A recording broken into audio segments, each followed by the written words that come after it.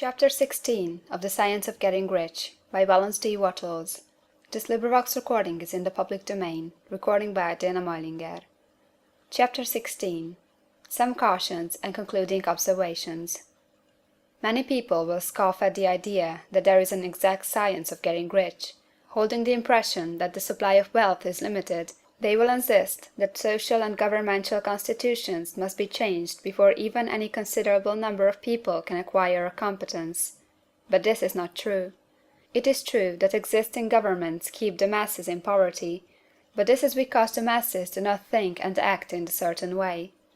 If the masses begin to move forward as suggested in this book, neither governments nor industrial systems can check them. All systems must be modified to accommodate the forward movement. If the people have the advancing mind, have the faith that they can become rich, and move forward with the fixed purpose to become rich, nothing can possibly keep them in poverty. Individuals may enter upon the certain way at any time, and under any government, and make themselves rich, and when any considerable number of individuals do so under any government, they will cause the system to be so modified as to open the way for others. The more men who get rich on the competitive plane, the worse for others, and more who get rich in the creative plane, the better for others. The economic salvation of the masses can only be accomplished by getting a large number of people to practice the scientific method set down in this book, and become rich. These will show others the way, and inspire them with a desire for real life, with the faith that can be attained, and with the purpose to attain it. For the present, however, it is enough to know that neither the government under which you live nor the capitalistic or competitive system of industry can keep you from getting rich. When you enter upon the creative plane of thought, you will rise above all these things, and become a citizen of another kingdom. But remember that your thought must be held upon the creative plane. You are never for an instant to be betrayed into regarding the supply as limited, or into acting on the moral level of competition. Whenever you do fall into old ways of thought, correct yourself instantly. For when you are in the competitive mind, you have lost the cooperation of the mind of the whole.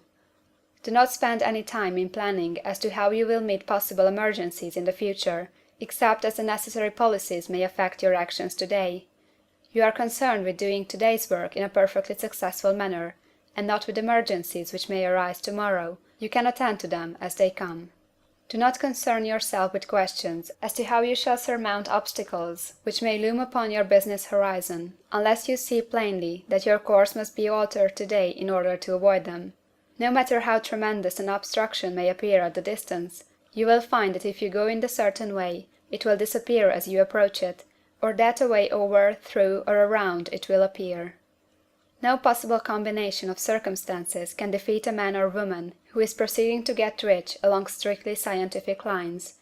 No man or woman who obeys the law can fail to get rich, any more than one can multiply 2 by 2 and fail to get 4. Give no anxious thought to possible disasters, obstacles, panics, or unfavorable combinations of circumstances. It is time enough to meet such things as they present themselves before you in the immediate present, and you will find that every difficulty carries with it the wherewithal for its overcoming. Guard your speech. Never speak of yourself, your affairs, or of anything else in a discouraged or discouraging way. Never admit the possibility of failure, or speak in a way that infers failure as a possibility. Never speak of the times as being hard, or of business conditions as being doubtful. Times may be hard and business doubtful for those who are on the competitive plane, but they can never be so for you. You can create what you want, and you are above fear. When others are having hard times and poor business, you will find your greatest opportunities. Train yourself to think of and to look upon the world as something which is becoming, which is growing, and to regard something evil as being only that which is undeveloped. Always speak in terms of advancement. To do otherwise is to deny your faith, and to deny your faith is to lose it. Never allow yourself to feel disappointed. You may expect to have a certain thing at a certain time, and not get it at that time, and this will appear to you like failure. But if you hold to your faith, you will find that the failure is only apparent. Go on in the certain way, and if you do not receive that thing, you will receive something so much better that you will see that the seeming failure was really a great success. A student in this science had set his mind on making a certain business combination which seemed to him at the time to be very desirable, and he worked for some weeks to bring it about. When the crucial time came, the thing failed in a perfectly inexplicable way. It was as if some unseen influence had been working secretly against him. He was not disappointed; on the contrary, he thanked God that his desire had been overruled, and went steadily on with a grateful mind. In a few weeks an opportunity so much better came his way that he would not have made the first deal on any account, and he saw that a mind which knew more than he knew had prevented him from losing the greater good by entangling himself with the lesser.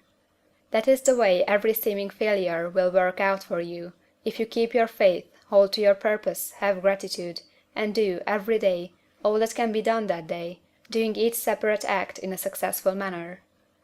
When you make a failure, it is because you have not asked for enough. Keep on, and a larger thing than you were asking will certainly come to you. Remember this. You will not fail because you lack the necessary talent to do what you wish to do. If you go on as I have directed, you will develop all that talent that is necessary for the doing of your work. It is not within the scope of this book to deal with the science of cultivating talent, but it is as certain and simple as the process of getting rich. However, do not hesitate or waver for fear when you come to any certain place you will fail for lack of ability. Keep right on, and when you come to that place the ability will be furnished for you. The same source of ability which enabled the untaught Lincoln to do the greatest work in government ever accomplished by a single man is open to you. You may draw upon all the mind there is for wisdom to use in meeting the responsibilities which are laid upon you. Go on in full faith. Study this book. Make it your constant companion until you have mastered all the ideas contained in it. While you are getting firmly established in this faith, you will do well to give up most recreations and pleasure, and to stay away from places where ideas conflicting with these are advanced in lectures or sermons. Do not read pessimistic or conflicting literature, or get into arguments upon the matter. Do very little reading, outside of the writers mentioned in the preface.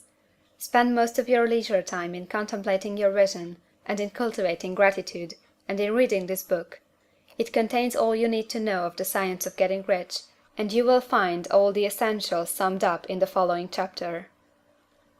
End of chapter 16.